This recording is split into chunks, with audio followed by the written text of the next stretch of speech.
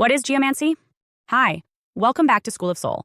I'm Adeline Atlas, 11 times published author, and this is the Become Magical series. In this video, we're unlocking one of the oldest, earth-based magical skills still available to those who can feel: geomancy. Let's start with a definition. The word geomancy comes from the Greek geo, meaning earth, and mantia, meaning prophecy or divination. But don't let the word prophecy confuse you. This isn't about fortune-telling in the way the movies frame it. Geomancy is the practice of divining knowledge, insight, or guidance directly from the earth, by reading terrain, feeling energetic shifts in soil, noticing how stones are placed, and sensing patterns in nature's behavior. It is a highly intuitive skill that doesn't require tech, tools, or even voice. It only requires presence, pattern recognition, and energetic sensitivity. Geomancy exists in nearly every ancient tradition under different names. In West African cultures, it involved throwing marked objects, like bones or stones, into sand and reading the resulting patterns. In Arabic cultures, a version of it called Ilm al-Ramal used dots or markings in the sand that mimicked binary codes. In Celtic Druidic traditions, standing stones were aligned with ley lines, energetic channels beneath the earth. In Chinese metaphysics, what we know as feng shui is a geomantic practice, arranging structures and objects to work with the earth's energetic grid rather than against it. At its core, geomancy is a forgotten language. It's earth language. It's reading vibration, emotion, memory, and direction from the terrain beneath your feet. But in the modern world, this skill has been paved over, literally. Our streets, sidewalks, skyscrapers, and cities have muted the land's voice. Add digital stimulation, concrete disconnect, and generational disembodiment, and very few people even realize the earth is still speaking to them. But if you've ever felt something in your gut when you entered a building, or noticed that certain parts of town feel off, or experienced inexplicable calm near a lake, cliffside, or forest, that's geomancy. It's your body reading the land. So what exactly are you reading? First, you're reading stored emotional memory. Land absorbs what happens on it. Battlefields hold tension, birthplaces hold softness. Land that's been cursed, stripped, or violated often holds trauma. The opposite is also true. Certain valleys, temples, or untouched forests carry sacred energy because they've been in harmonic balance for centuries. Second, you're reading vibrational flow. Energy flows across Earth's surface like it does through your nervous system. There are nodes, meridians, blockages, and acceleration points. Just like acupuncture maps the body's chi, geomancers map the Earth's chi. You can feel it if you train your senses to become receptive. Third, you're reading magnetic alignment. Earth emits natural electromagnetic frequencies, known as the Schumann resonance. Certain areas emit stronger magnetism or unusual signals, often measured by scientific instruments but also perceived by sensitive people. Animals, for instance, can feel geomagnetic shifts before natural disasters. So can you, if you return to instinct. To hone your geomantic skill, begin with these 3 practices. 1. Barefoot contact. This isn't just grounding, it's tuning your antenna.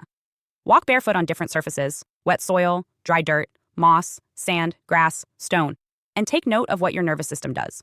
Does your body relax, energize, ache, or feel dizzy? Your feet have more nerve endings than almost any other part of your body. They are sensors. You're not just standing on land, you're in a conversation with it. 2. Pattern recognition. Look at how water flows through a park. Which way do trees lean on a hillside? Where does moss grow more thickly? Are animals avoiding one area but congregating in another? These are not aesthetic details, they are data. The earth always leaves patterns. Geomancy is reading those patterns and trusting that they are not random. 3. Energy mapping. Close your eyes and scan a space. Is one corner of your room heavier? Does a certain seat in your house feel better? These are micro-geomantic zones. In larger forms, this practice becomes ley line sensing, feeling where major energetic currents run through the earth. Most sacred architecture is aligned with these lines, from pyramids to cathedrals to standing stones. Why? Because these spots amplify intention and power. Geomancy also involves symbol reading, not just sensing, but interpreting. In traditional geomancy, certain shapes or signs in the dirt had specific meanings. A spiral, for instance, often indicates time loops, transformation, or spiritual initiation. A forked path might reflect duality, decision points, or energetic interference. When you practice geomancy, it's important to begin developing your personal symbol lexicon. Keep a journal. What shapes do you see? What did they feel like when you encountered them? Build your own dictionary of land language. Let's not forget that geomancy can also be used for protection. If you can feel disharmony in a space, you can also work with earth to rebalance it.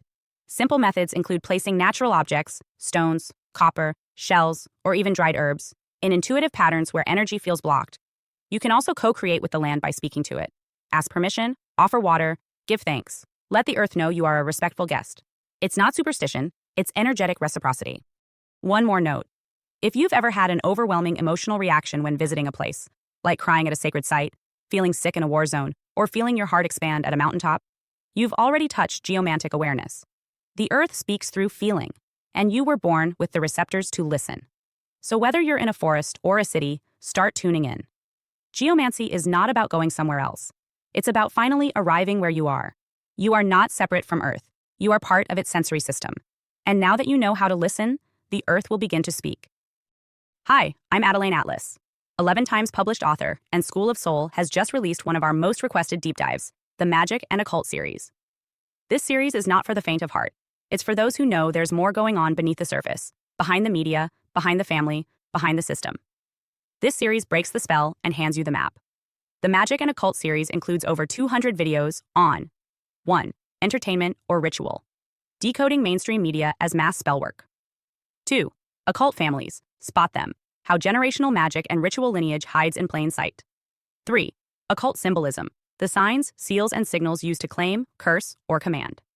4. Esoteric symbolism. Layered meaning, sacred geometry, and encoded messages. 5. Law is magic. How contracts, courts, and language are rituals of power.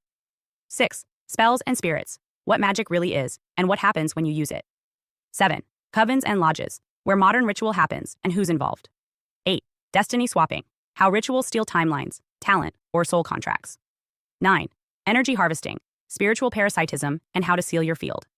10. The clairs. Your intuitive senses. Clairvoyance, clairaudience, clairsentience, and more. 11. Become magical. How to strengthen your gifts, protect your mind, and wield conscious force. 12.